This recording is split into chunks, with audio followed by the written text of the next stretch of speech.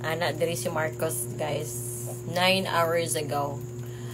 Presence of Russian submarine very worrisome. Pagkasabaw. So, let's backtrack a little bit. Bongbong Marcos, okay? Kinsa may naghatag og go signal, kinsa may naghatag og permission na padalan ta direk daghang American soldiers, alright?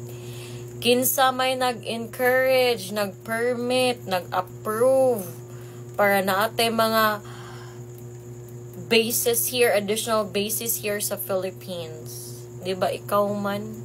And now you're saying that spotting a Russian submarine somewhere in Mindoro is worrisome?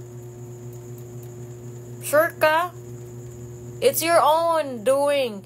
Do you expect that by adding more American bases and soldiers in the Philippines, knowing that US is currently waging war against Russia,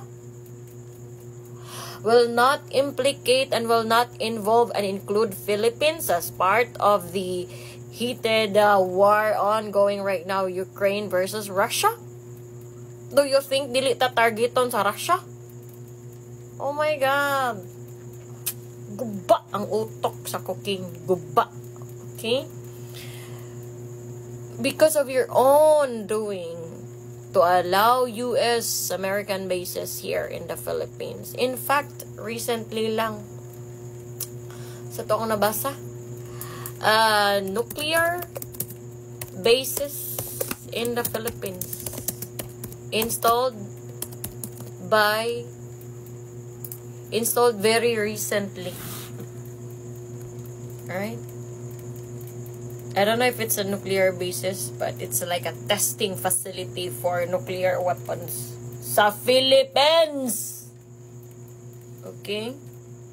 Do you think ang Russia will play nice to us? Himuon ratag sacrifice sa US government mao bitang si Digong Rodrigo Duterte wa na siya nisugot na nay mga base militar diri sa US. Kay tanawa karon himuon na tag-sakripisyo. Kana si Martin Romualdez, Liza Marcos ug si Bongbong Marcos ug iyang pamilya inig gubat sa atua sa Russia or sa China. Okay? Manglayas ranang mga pisti biyaan ang mga Pilipino nga mga matay as a sacrificial lamb sa ilang kagago. Okay, wake up Pilipinas!